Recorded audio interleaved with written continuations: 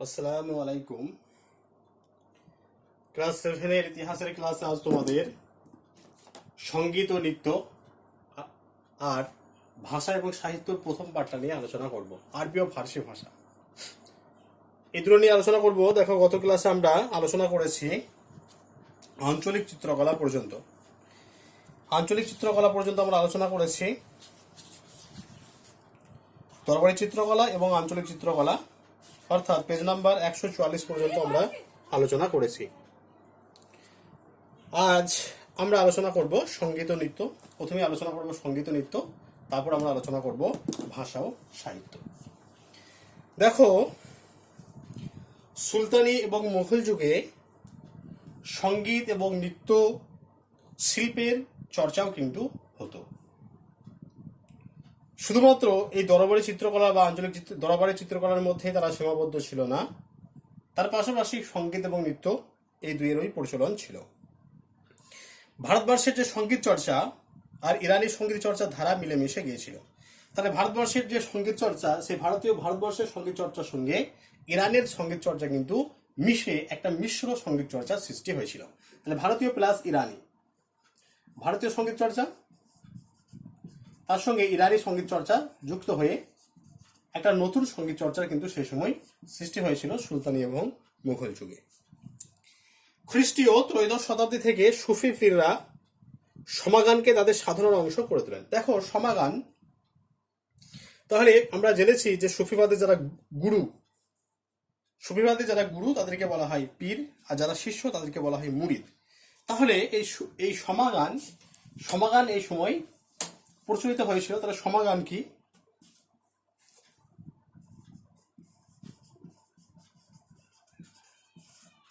এটা নিশ্চয়ই তোমাদের কোশ্চেন আছে যে সমাগান কি। দেখো, সমাগান হচ্ছে খ্রিস্টীয় ত্রয়োদশ শতকে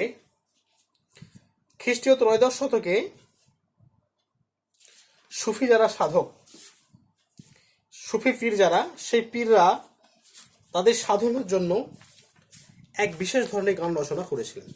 ঠিক আছে, তাদের সাধনার জন্য বিশেষ এক ধরনের গান রচনা করেছিলেন, সেই গান সমাগান নামে পরিচিত। তাহলে খ্রিস্টীয় ত্রয়োদশ শতকে সুফি সাধকরা তাদের সাধনার জন্য এক ধরনের গান রচনা করেছিলেন, যে গান সমাগান নামে পরিচিত। আবার ভক্তিবাদের ক্ষেত্রেও আমরা দেখব যে ভক্তিবাদের ক্ষেত্রেও নানা রকমের আঞ্চলিক সঙ্গীত চর্চা গড়ে উঠেছিল। কবির নানক, মীরাবাই সকলেই গানকে তাদের ঈশ্বর সাধনার অংশ বলে মনে করেছেন। আমরা মীরার ভজন পড়েছি, তারপর দোহা পড়েছি। তাহলে এইগুলো হচ্ছে ঈশ্বর সাধনার জন্য গান। শ্রী চৈতন্যদেবের নেতৃত্বে আমরা কীর্তন, সেই কীর্তন কিন্তু এই ঈশ্বর সাধনার একটা মাধ্যম ছিল। কীর্তন দু রকমের, নাম সংকীর্তন আর নগর সংকীর্তন বা নগর কীর্তন, এগুলো আমরা আগে জেনেছি। তাহলে এই যারা ভক্তিবাদী সাধক, তারাও কিন্তু কি করেছিল না, ঈশ্বর সাধনার জন্য তারা বিভিন্ন ধরনের গান রচনা করেছিল। এরপর দেখো আছে যে সুলতান ফিরোজ শাহ তুঘলকের সময় শাস্ত্রীয় সঙ্গীতের চর্চা ছিল। শাস্ত্রীয় সঙ্গীত, সেই সময় দুটি বই থেকে এ বিষয়ে জানা যায়। আঞ্চলিক রাজ্যগুলিও সঙ্গীত চর্চার ব্যাপারে যথেষ্ট উৎসাহী ছিল। সঙ্গীত বিষয়ে লেখা বই অনেক সময় রাজা সুলতানের নামে উৎসর্গ করা হতো। সেরকমই একটা বই সঙ্গীত শিরোমণি, একটা গ্রন্থ। এই সঙ্গীত শিরোমণি, এই গ্রন্থটা একটা সঙ্গীতের গ্রন্থ, এটা সঙ্গীত শিরোমণি।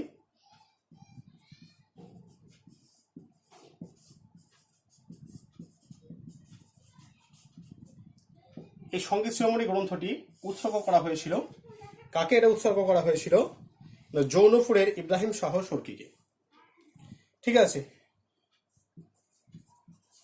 জৌনপুরের ইব্রাহিম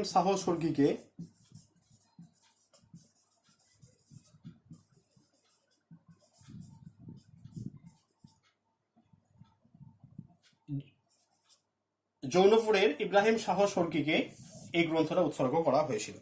এই সঙ্গীত শিরোমণি একটা ছিল, এটা সঙ্গীতের একটা গ্রন্থ।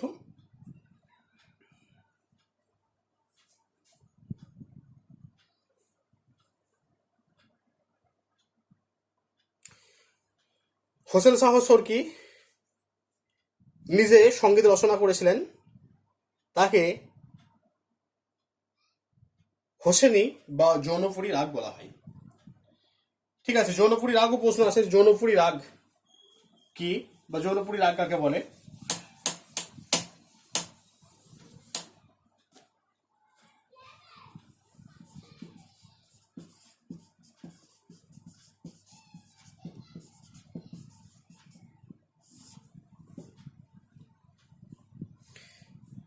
জৌনপুরের ইব্রাহিম শাহ শর্কীকে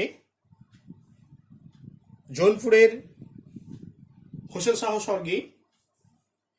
শাহ শর্কী তিনি ছিলেন সঙ্গীতের জন্য তিনি একটা রাগ সৃষ্টি করেছিলেন, রাগ। সেই রাগ জৌনপুরী রাগ বা হোসেনি রাগ নামে পরিচিত। ঠিক আছে, এক ধরনের তিনি রাগ সৃষ্টি করেছিলেন, সেই রাগকে বলা হচ্ছে হোসেনি রাগ বা জৌনপুরী রাগ। আবার গোয়ালিয়রের রাজা মানসিংহ তোমর ছিলেন সঙ্গীতের একজন সমাজদার ব্যক্তি। তার সময়ে শাস্ত্র ধ্রুপদগুলি সংস্কৃত থেকে হিন্দি ভাষাতে অনুবাদ করা হয়েছিল।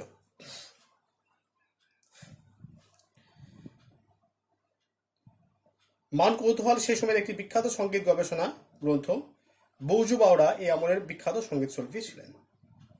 তাহলে বৌজু বাওড়া কে ছিলেন? তোমাদের কোশ্চেন আছে, বৌজু বাওড়া, এই বৌজু বাওড়া ছিলেন একজন বিখ্যাত সঙ্গীত শিল্পী। বৌজু বাওড়া ছিলেন বিখ্যাত একজন সঙ্গীত শিল্পী। মুঘল সম্রাটদের মধ্যে সেরা সঙ্গীত শিল্পী ছিলেন মুঘল সম্রাট আকবর। ছিলেন সেরা সঙ্গীত শিল্পী। তার দরবারে গুণীজনদের মধ্যে সংগীতজ্ঞরাও ছিলেন। আবুল ফজলের লেখায় 36 জন সঙ্গীত শিল্পীর নাম পাওয়া যায়। তাহলে আবুল ফজল আইনে আকবরী এবং আকবরনামা দুটো বিখ্যাত গ্রন্থ আবুল ফজলের, এগুলো আমরা আগে জেনেছি। তাহলে সেখানে দেখো সে আবুল ফজলের যে লেখা, সে আবুল ফজলের লেখায় 36 জন সঙ্গীত শিল্পীর নাম পাওয়া যায়। তাদের মধ্যে বিখ্যাত ছিলেন, যে 36 জন ছিলেন তাদের মধ্যে বিখ্যাত ছিলেন তানসেন। তাহলে তানসেন কে ছিলেন? না, তানসেন ছিলেন মুঘল সম্রাট আকবরের সময়কালের একজন বিখ্যাত সঙ্গীত শিল্পী। এই তানসেন আবার দু ধরনের রাগ সৃষ্টি করেছিলেন, একটা হচ্ছে দীপক, একটা হলো মেঘমল্লার। দীপক আর মেঘমল্লার এই দুটো রাগ তিনি সৃষ্টি করেছিলেন। দীপক এবং মেঘমল্লার এই রাগ দুটো সৃষ্টি করেছিলেন বিখ্যাত সঙ্গীত শিল্পী তানসেন।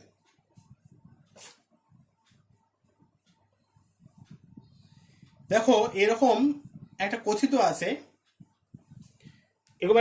আছে, কি কথিত আছে যে তানসেনের গলার স্বর, ঠিক আছে, তানসেনের যে সঙ্গীতের প্রতি যে তার একটা ভালোবাসা, সেই ভালোবাসা মানে তাকে এমন জায়গায় পৌঁছেছিল, তার সঙ্গীতের প্রতি যে সাধনা, সেই সাধনায় তানসেনকে এমন জায়গায় পৌঁছেছিল যে তার গানের যে স্বর, সেই স্বরে বলছে নাকি প্রদীপ জ্বলে উঠত, আবার অকালে বর্ষা নামতো।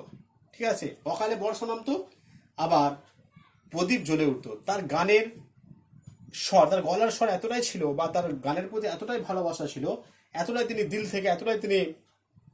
দিল থেকে গানকে ভালোবাসতেন যে তার গানে কি হতো না, অকালে বর্ষা চলে আসতো এবং প্রদীপ জ্বলে উঠতো।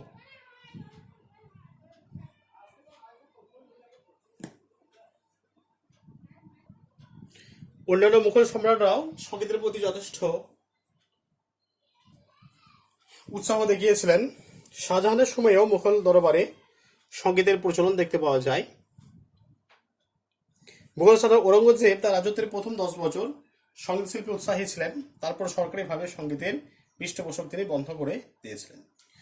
মুঘল সাম্রাজ্যের অবক্ষয়ের পরেও সঙ্গীতের ঐতিহ্য বজায় ছিল। বিভিন্ন আঞ্চলিক শাসক সঙ্গীতের সমাজদার ছিলেন। ভারতীয় শাস্ত্রীয় সঙ্গীতের সেই ঐতিহ্য আজও চলছে। এরপর তোমাদের দেখো টুকরো কথার মধ্যে আছে আমির খসরু। টুকরো কথার মধ্যে আছে আমির খসরু।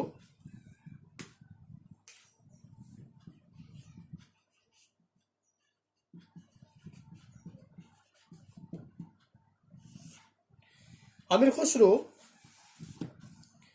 1252 খ্রিস্টাব্দে বদায়ুনের পাটিয়ালিতে জন্মগ্রহণ করেছিলেন। 1252 খ্রিস্টাব্দে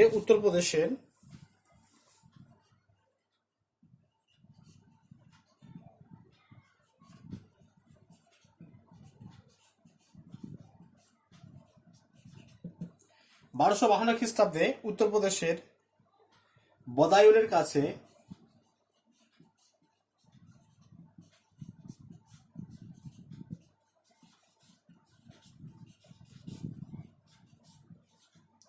পাটিয়ালিতে জন্মগ্রহণ করেন।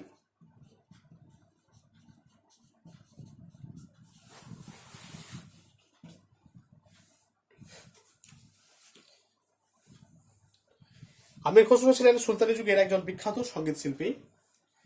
তাহলে এই আমির খসরুকে কেন আমরা স্মরণ করব? সঙ্গীত শিল্পী হিসেবে কেন আমরা আমির খসরুকে স্মরণ করব? দেখো, আমির খসরু সেই সময় আমির খসরু তোমরা জানো যে আমির খসরুকে হিন্দুস্তানের তোতাপাকি বলা হয়, ঠিক আছে, আমির খসরুকে। তাহলে আমির খসরু সেই সময় সঙ্গীতজ্ঞ ছিলেন একজন, এবং সঙ্গীতের তিনি বেশ কিছু ধারা সেই সময় সৃষ্টি করেছিলেন। সে সমস্ত ধারা সৃষ্টি করার জন্য আমরা আমির খসরুকে আজকের দিনেও স্মরণ করব। তিনি কি কি করেছিলেন দেখো। এক নম্বর হচ্ছে, আমির খসরু হিন্দুস্তানি এবং ইরানি সঙ্গীতের মিশ্রণ ঘটিয়ে এক মিশ্র সঙ্গীতের সৃষ্টি করেছিলেন। তাহলে হিন্দুস্তানি প্লাস ইরানি, ঠিক আছে, এই হিন্দুস্তানি এবং ইরানি এই দুই সঙ্গীতের সংমিশ্রণে আমির খসরু একটা নতুন সঙ্গীতের সৃষ্টি করেছিলেন, যেটা এর আগে আমরা দেখতে পাই না, একটা দিক। 2 নম্বর হলো, আমির খসরু খেয়াল, তরানা, কাওয়ালি প্রভৃতি নতুন সঙ্গীত রীতির সূচনা করেছিলেন। খেয়াল, তরানা, কাওয়ালি, খেয়াল, তরানা আর কাওয়ালি। খেয়াল, তরানা এবং কাওয়ালি এই সমস্ত নতুন সঙ্গীত রীতি তিনি সূচনা করেছিলেন। আর কি করেছিলেন তিনি এই সময় বেশ কিছু বাদ্যযন্ত্র তিনি তৈরি করেছেন। বেশ কিছু বাদ্যযন্ত্র, যে বাদ্যযন্ত্রগুলোর সঙ্গে ভারতবাসীর আগে পরিচিত ছিলেন না, ঠিক আছে, সেরকম তিনি বেশ কিছু বাদ্যযন্ত্র তৈরি করেছিলেন। কি কি বাদ্যযন্ত্র তিনি তৈরি করেছিলেন? তবলা, সানাই, পাখোয়াজ। তবলা, সানাই, পাখোয়াজ, ঠিক আছে, এগুলো সব বাদ্যযন্ত্রের সঙ্গে যুক্ত যন্ত্রপাতি, বাদ্যযন্ত্রের সঙ্গে যুক্ত এগুলো যন্ত্র, বিভিন্ন রকমের বাদ্যযন্ত্র এগুলো। তাহলে এই সমস্ত বাদ্যযন্ত্রগুলো তৈরি করেছেন কে? এই সমস্ত বাদ্যযন্ত্রগুলো তৈরি করেছেন আমির খসরু। তবলা, সানাই, পাখোয়াজ। তাহলে এই বাদ্যযন্ত্রগুলোর অস্তিত্ব বা এই বাদ্যযন্ত্রগুলোর সঙ্গে আমরা কিন্তু আগে পরিচিত হতে পারিনি, বা এগুলোর সঙ্গে আমাদের আগে কোনো পরিচয় ছিল না, ঠিক আছে। এরপর দেখো তিনি আর কি কি করেছিলেন।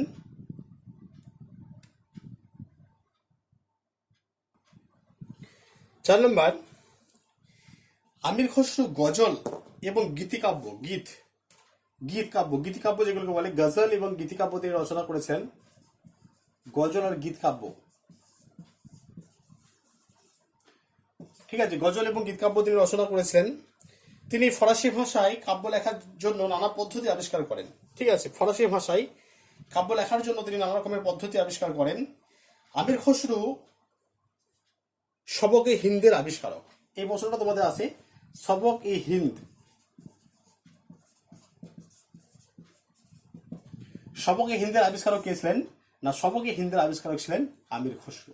তাহলে এই আমির খসরু তিনি ফরাসি ভাষায় কাব্য লেখার নানা পদ্ধতি আবিষ্কার করছেন, আর তিনি একটা নতুন আবিষ্কার, এই সবক-এ-হিন্দের তিনি ছিলেন আবিষ্কারক।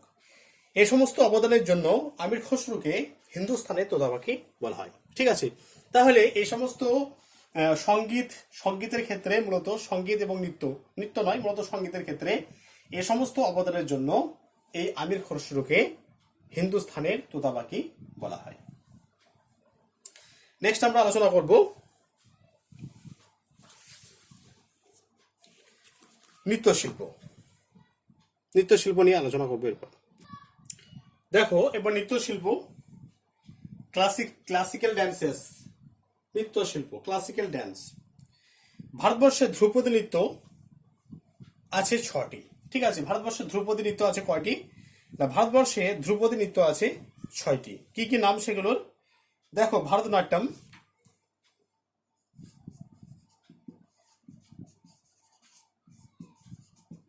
কথাকলি,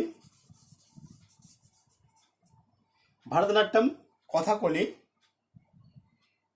তারপর আছে কুচিপুড়ি,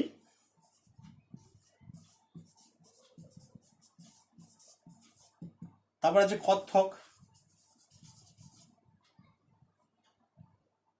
তারপর আছে ওডিশি, তারপর আছে মণিপুরি,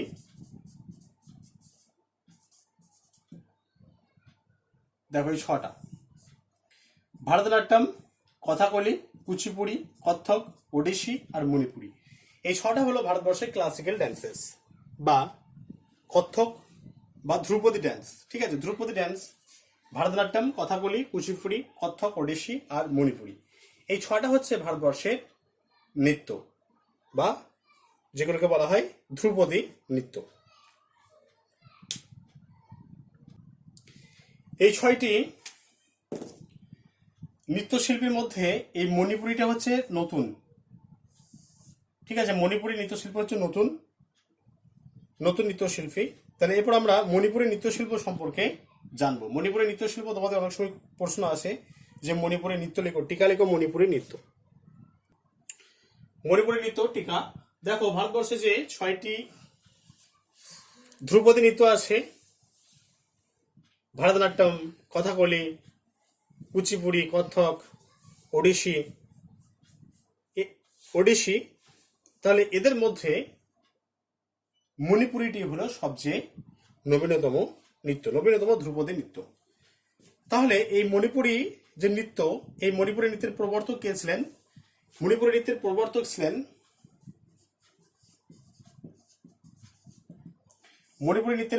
ছিলেন মণিপুরের রাজা মহারাজ ভাগ্যচন্দ্র। ঠিক আছে, মহারাজ ভাগ্যচন্দ্র ছিলেন এই মণিপুরি নৃত্যের প্রবর্তক।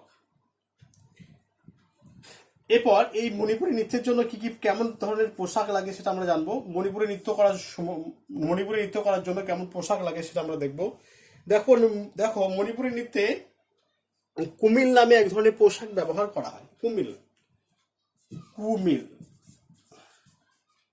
মণিপুরি নৃত্যে কুমিল নামে এক ধরনের পোশাক ব্যবহার করা হয়। এই পোশাকটা দেখতে অনেকটা আজকের দিনে যে ঘাগড়া, মেয়েরা যে ঘাগড়া পরে, সে ঘাগড়ার মতো এই পোশাকটা কিন্তু দেখতে। আর এই নৃত্যের এই যে নৃত্যটা যখন হয়, তখন যে ঢোলটা ব্যবহার করা হয়, সে ঢোলের নাম হচ্ছে পুঙ্গ নামে এক ধরনের ঢোল। সেই পুঙ্গ ঢোলের তালে তালে নাচে। কারা নাচে? ছেলেরা নাচে। তাহলে এই মণিপুরি নৃত্যটা মূলত, এই যে মণিপুরি নৃত্যটা মূলত ছেলেরা, এই নৃত্যটা কিন্তু ছেলেরা বেশি অংশগ্রহণ করে।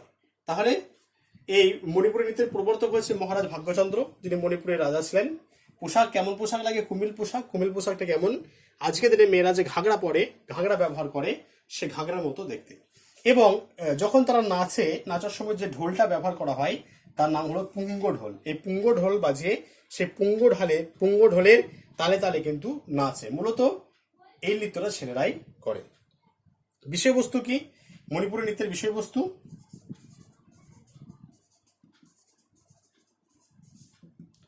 মণিপুরি নৃত্যের বিষয়বস্তু কেমন? বিষয়বস্তু কি ছিল মণিপুরি নৃত্যের? মণিপুরি নৃত্যের বিষয়বস্তু ছিল পৌরাণিক। ঠিক আছে, পুরাণ সম্পর্কে আমরা জেনেছি। পুরাণ শব্দের অর্থ হচ্ছে পুরনো। পুরাণ সংখ্যা 18টি। বিষ্ণু পুরাণ, মৎস্য পুরাণ, এই সমস্ত পুরাণগুলো ছিল বিখ্যাত। বায়ু পুরাণ। তাহলে এই যে মণিপুরীর নৃত্যের যে বিষয়বস্তু, সেই বিষয়বস্তু হচ্ছে পৌরাণিক। পুরাণের কোনো একটা ঘটনাকে তারা সামনে রেখে কি করে? পুরাণের কোনো ঘটনাকে সামনে রেখে তারা কিন্তু নৃত্যটা করে। তোমরা দেখবে ছৌ নাচ দেখেছো। ছৌ নাচ পুরুলিয়ার বিখ্যাত ছৌ নাচ, বা আমাদের পশ্চিমবঙ্গের বিখ্যাত একটা ছৌ নাচ। সেই ছৌ নাচের বিষয়বস্তু কি? ছৌ নাচে আমরা দেখেছি যে এক ধরনের বিশেষ পোশাক তারা ব্যবহার করে, এবং সেক্ষেত্রে আমরা দেখেছি যে দুর্গা, দেবী দুর্গার মহিষাসুর বধ, ঠিক আছে, দেবী দুর্গার মহিষাসুর বধের কাহিনীটাই কিন্তু তারা কি করে না স্টেজে তারা সেটাকে ফুটিয়ে তোলে। বিভিন্ন রকমের পোশাক ব্যবহার করে, অঙ্গভঙ্গি ব্যবহার করে কি করে এই ছৌ নাচে তারা কিন্তু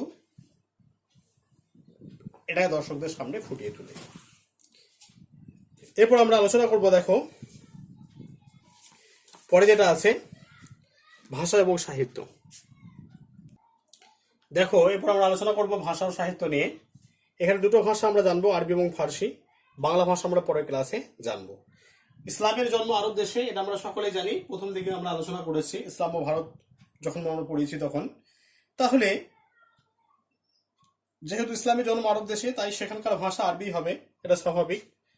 মধ্যযুগের ভারতবর্ষে আরবি ভাষার প্রচলনটা ছিল খুব সীমিত, এবং এই আরবি ভাষা যারা জানতেন তারা ছিলেন খুব শিক্ষিত ব্যক্তি, যারা সেই শিক্ষিত মুসলমান, যারা সেই শিক্ষিত মুসলমানরা কিন্তু এই আরবি ভাষাটা জানত। সেই সময় বেশ কিছু সরকারি বই আরবি ভাষায় লেখা হয়েছিল। তার মধ্যে একটা উল্লেখযোগ্য বই মুঘল সম্রাট ঔরঙ্গজেবের রাজত্বকালে লেখা হয়েছিল, তার নাম হচ্ছে ফতোয়া ই আলমগীরি। ফতোয়া ই আলমগীরি, ঠিক আছে, ফতোয়া ই আলমগীরি।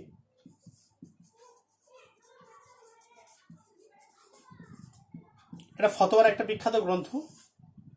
মুফতি সাহেবরা যে ফতোয়া দেন, এই গ্রন্থটার সাপোর্ট নিয়ে তারা কিন্তু ফতোয়াগুলো দেন, ঠিক আছে। তাহলে এই ফতোয়ার একটা গ্রন্থ হচ্ছে ফতোয়া ই আলমগীরি। তাহলে এই গ্রন্থটা কিন্তু, ফতোয়া আলমগীরি গ্রন্থটা মূল যেটা, সেটা আরবি ভাষায় লেখা। ফতোয়া আলমগীরি গ্রন্থটার যেটা মূল ভাষা, সেটা কিন্তু আরবি ভাষায় লেখা। এবং পরবর্তীকালে এই গ্রন্থটা ভারতবর্ষের শ্রেষ্ঠ আইন গ্রন্থ হিসেবে বিবেচিত হয়। আজকের দিনেও কিন্তু ফতোয়া আলমগীরি গ্রন্থটা ভারতবর্ষের যে শ্রেষ্ঠ মুসলিম শাসনের লেখা মুসলমানি আইন গ্রন্থ, শ্রেষ্ঠ আইন গ্রন্থ নামে এই গ্রন্থটা কিন্তু আজকের দিনেও বিবেচিত। মধ্যযুগের ভারতে আমরা দেখি ফার্সি ভাষা এবং সাহিত্যের একটা জনপ্রিয়তা দেখা গিয়েছিল। ভারতে ফার্সি সাহিত্য শুরু হয়েছিল সুলতানি শাসনের হাত ধরে, ঠিক আছে। সুলতানি শাসনের হাত ধরে এই ফার্সি যে ভাষা, সেই ভাষার কিন্তু প্রচলন ঘটে ভারতবর্ষে। এর আগে ফার্সি প্রশাসনিক ভাষা হিসেবে মধ্য এশিয়া এবং ইরানে প্রচলিত ছিল। তাহলে মধ্য এশিয়া এবং ইরানে এই ফার্সি ভাষাটার প্রচলন ছিল। তাহলে সেখান থেকে এই ফার্সি ভাষা আসছে কোথায়? সেখান থেকে এই ফার্সি ভাষাটা আসছে ভারতবর্ষে। এবং প্রশাসনিক যে দিক, প্রথম পর্যায়ে আমরা দেখব যে প্রশাসনিক কাজগুলো পরিচালনা করার জন্য সেই সময় কিন্তু ফার্সি ভাষাটাকে বেশি প্রাধান্য দেওয়া হতো। সে কারণে ভারতবর্ষে এই ফার্সি ভাষাকে গুরুত্ব দিয়েছিল তুর্কিরা। কুতুবউদ্দিন আইবক এবং ইলতুৎমিশ ফার্সি ভাষার পৃষ্ঠপোষক ছিলেন, ঠিক আছে। ফার্সি ভাষার পৃষ্ঠপোষক ছিলেন কুতুবউদ্দিন আইবক এবং ইলতুৎমিশ। ফার্সি ভাষা ও সাহিত্যের বিকাশে খলজি যুগের অবদানও ছিল যথেষ্ট। এই সময় লাহোর শহর হয়ে উঠেছিল ফার্সি ভাষা চর্চার অন্যতম কেন্দ্র। লাহোর হয়ে উঠেছিল কি না ফার্সি ভাষা চর্চার একটা অন্যতম কেন্দ্র। দেখো এই সময় আমির খসরু, বিখ্যাত একজন ফার্সি লেখক এবং দার্শনিক আমির খসরু, একটু আগে আমির খসরুর সঙ্গীত চর্চা নিয়ে আলোচনা করেছি। তাহলে এই বিখ্যাত ফার্সি সাহিত্যিক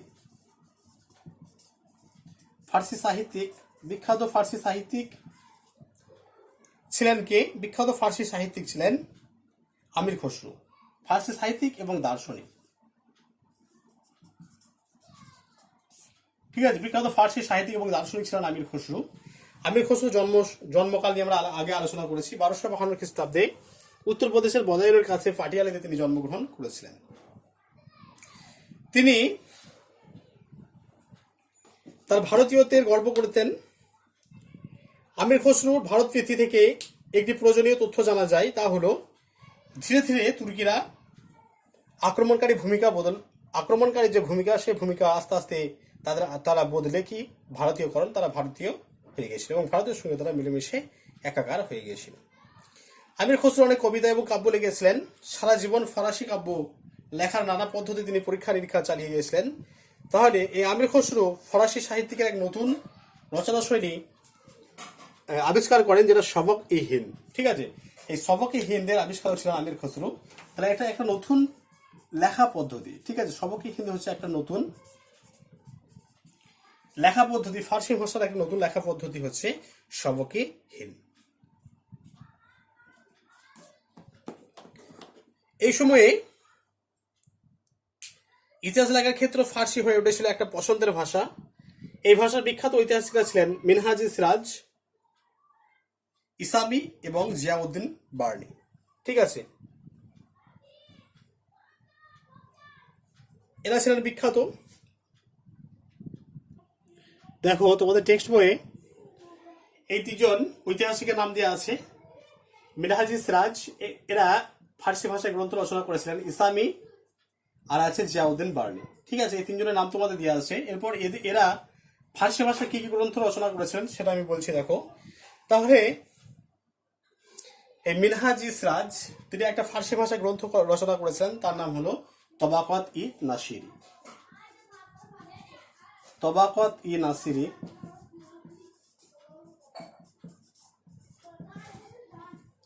এই তবাকাত ই নাসিরি গ্রন্থ রচনা করেছিলেন কে? এই তবাকাত ই নাসিরি গ্রন্থটা রচনা করেছিলেন মিনহাজি সিরাজ।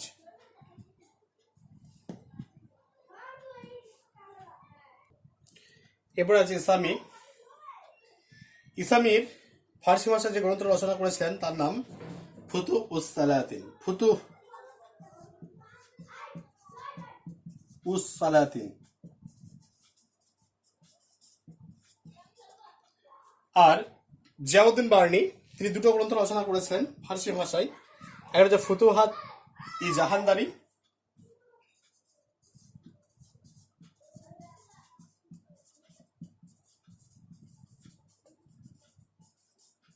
আর হচ্ছে তারিখ ফিরোসাই।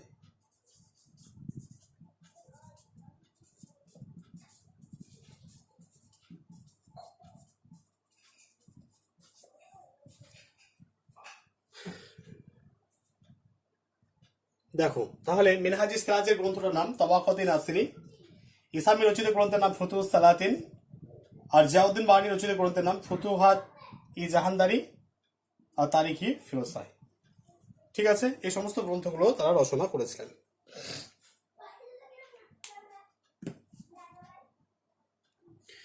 এই সময় যেগুলো মূল সংস্কৃত গ্রন্থ, সেই সংস্কৃত গ্রন্থগুলো কিন্তু এই সময় অনুবাদ করা হয়েছিল ফার্সিতে। ঠিক আছে, এই সময় অনুবাদ, ফার্সি ভাষায় বিভিন্ন ধরনের জিনিস অনুবাদ করা শুরু হয়েছিল এই সময়। এরকম একজন বিখ্যাত অনুবাদক ছিলেন ফার্সি ভাষায় জিয়া নকশাবি। এই জিয়া নকশাবি তিনি কি করেছেন? জিয়া নকশাবি তিনি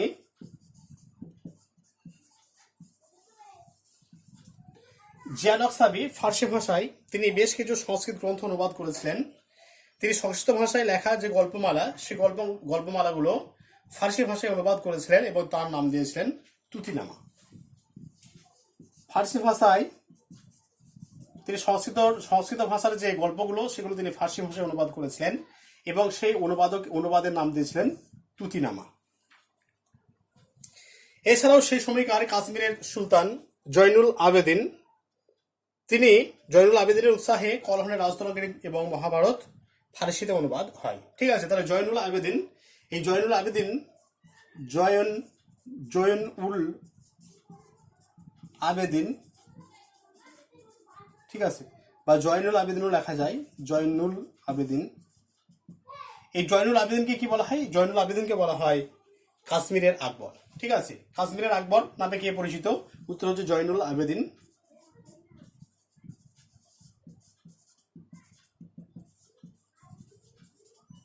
কাশ্মীরের আকবর নামে পরিচিত ছিল জয়নুল আবেদিন। এই জয়নুল আবেদিন তিনি কি করেছিলেন? জয়নুল আবেদিনের উৎসাহে এই সময় বেশ কিছু গ্রন্থ ফার্সি ভাষায় অনুবাদ হয়েছিল। তার মধ্যে কলহনের রাজতরঙ্গিনী, যে কলহনের রাজতরঙ্গিনীকে বলা হয় ভারতবর্ষের প্রথম পূর্ণাঙ্গ ঐতিহাসিক গ্রন্থ, সেই কলহনের রাজতরঙ্গিনী ফার্সি ভাষায় অনুদিত হয় এই সময়। আর মহাভারত কিন্তু ফার্সি ভাষায় অনুদিত হয় এবং যার উৎসাহে অনুদিত হয় তিনি হলেন কাশ্মীরের শাসক জয়নুল আবেদিন, যাকে কাশ্মীরের আকবর বলা হয়। দেখো এই ফার্সি ভাষার কার্যকারিতা এবং জনপ্রিয়তা আরো বেড়েছিল ভারতবর্ষে মুঘল সম্রাটদের হাত ধরে। মুঘল সম্রাট বাবর তিনি কি করেছিলেন? তার যে আত্মজীবনী তুজুকি বাবরি, এই বাবরি, তুজুকি বাবরি বা বাবর নামা এই গ্রন্থটাও তিনি কিন্তু প্রথমে চাগথাই তুর্কি ভাষায় এটা রচনা করেছিলেন, পরে এটা ফার্সি ভাষাতে অনুদিত হয়েছিল। তুজুকি বাবরি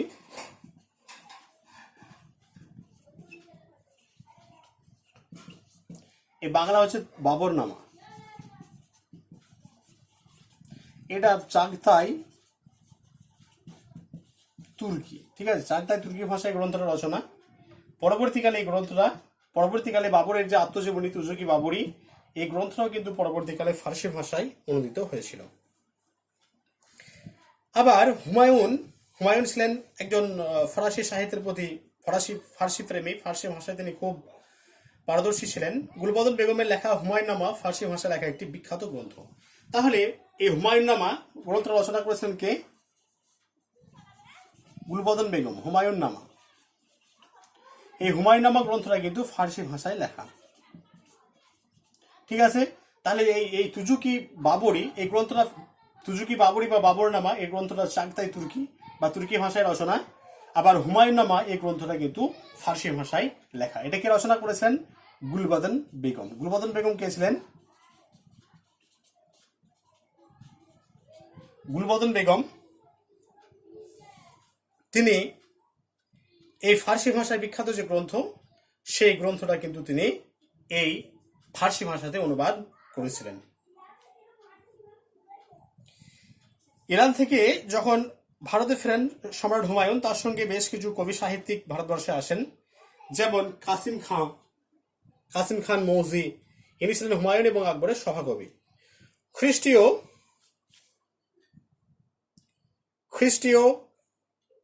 16-17 শতকে পারস্য থেকে বহু কবি এবং সাহিত্যিক এসে মুঘল দরবারে তারা ভিড় জমিয়েছিলেন। পারস্যের সফাবি সাম্রাজ্য তখন পতনের মুখে, তাই স্বাভাবিকভাবে ওখানকার যারা জ্ঞানী গুণীজন তারা ভারতবর্ষে চলে আসতে থাকে এবং ভারতবর্ষে এসে তারা কিন্তু একটা বিশেষ মর্যাদা তারা লাভ করে এবং সেই বিশেষ মর্যাদায় তারা ভারতীয় সাহিত্য রচনা করতে শুরু করেন। এই বিশিষ্ট কাব্যরীতির জন্ম হয়েছিল ফৌজি, উর্ফি, নাজিরি, বেদালির মতো কবিদের ভাষায়। তাহলে ফার্সি ভাষার কয়েকজন বিখ্যাত কবির নাম, ঠিক আছে, ফার্সি ভাষায় কয়েকজন বিখ্যাত কবির নাম। ফার্সি ভাষায় কয়েকজন বিখ্যাত কবির নাম ফৌজি, উর্ফি, নাজিরি,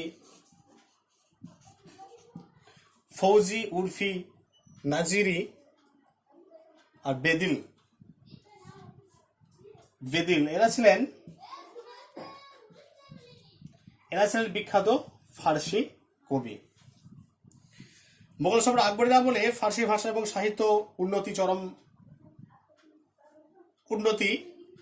চরম আকারে ধারণ করে। তার সময় রচনাগুলিকে 3টি ভাগে ভাগ করা যায়। একটা হচ্ছে ইতিহাস, একটা হচ্ছে অনুবাদ সাহিত্য, একটা কবিতা। তাহলে মোগল সম্রাট আকবরের সময়ে যে লেখা, সেই লেখাগুলোকে 3টি ভাগে ভাগ করা যায়। একটা হলো ইতিহাস, একটা হচ্ছে অনুবাদ সাহিত্য,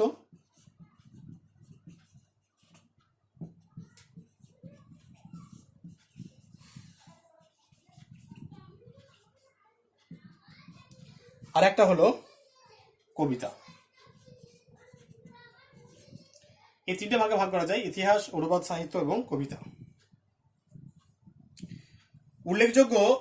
ইতিহাসের উল্লেখযোগ্য কাজের মধ্যে ছিল আবুল ফজলের আইনে আকবরী এবং আকবরনামা, এগুলো আমরা আগে আলোচনা করেছি। আইনে আকবরী এবং আকবরনামা। বাদায়ুনির বিখ্যাত গ্রন্থ হচ্ছে মুনতাখাবুত তাওয়ারিখ এবং নিজামউদ্দিন আহমেদের তবাকাতি আকবরী। এগুলো ছিল সেই সময়কার বিখ্যাত গ্রন্থ। দেখো, সেই সময়কালে শুধুমাত্র যে ছেলেরাই ফার্সি ভাষায় যথেষ্ট পারদর্শী ছিলেন তা নয়, ছেলেদের মতোই সেই সময় বেশ কিছু মহিলা, মুঘল যুগের বেশ কিছু মহিলা, তারাও কিন্তু ফার্সি ভাষায় যথেষ্ট পারদর্শী ছিলেন। তার মধ্যে ঔরঙ্গজেবের কন্যা জয়বুন্নেসা ছিল আরবি এবং ফার্সি ভাষা যথেষ্ট পারদর্শিনী, ঠিক আছে। জয়বুন্নেসা তিনি আরবি এবং ফার্সি ভাষায় কবিতা লিখতে ভালোবাসতেন। সম্রাট ঔরঙ্গজেব নিজেও এই ভাষা ভালো মতোই জানতেন। তার প্রমাণ আমরা পাই ফার্সি ভাষায় তার লেখা বিভিন্ন চিঠিপত্রে। এরপর দেখো ফার্সি ভাষার কয়েকজন হিন্দু লেখকের নাম। তাহলে শুধুমাত্র কি মুসলিমরাই ফার্সি ভাষা সেই সময় আয়ত্ত করতে পেরেছিল? না, সেই সময় মুসলিমদের মতোই হিন্দুরাও বেশ কিছু বেশ কিছু হিন্দু তারাও কিন্তু এই ফার্সি ভাষাকে আয়ত্ত করেছিল এবং তারাও ফার্সি ভাষায় বেশ কিছু লেখালেখি শুরু করেছিলেন। তাদের মধ্যে অন্যতম হলো ঈশ্বর দাস নাগর, চন্দ্রভান, ঈশ্বর দাস নাগর,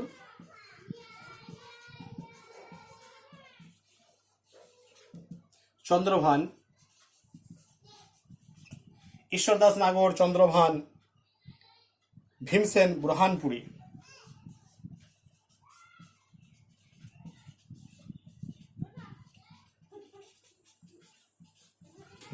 ভীমসেন বুরহানপুরি, ঠিক আছে। এই সমস্ত হিন্দু এরাও ফার্সি ভাষায় যথেষ্ট পারদর্শী ছিলেন।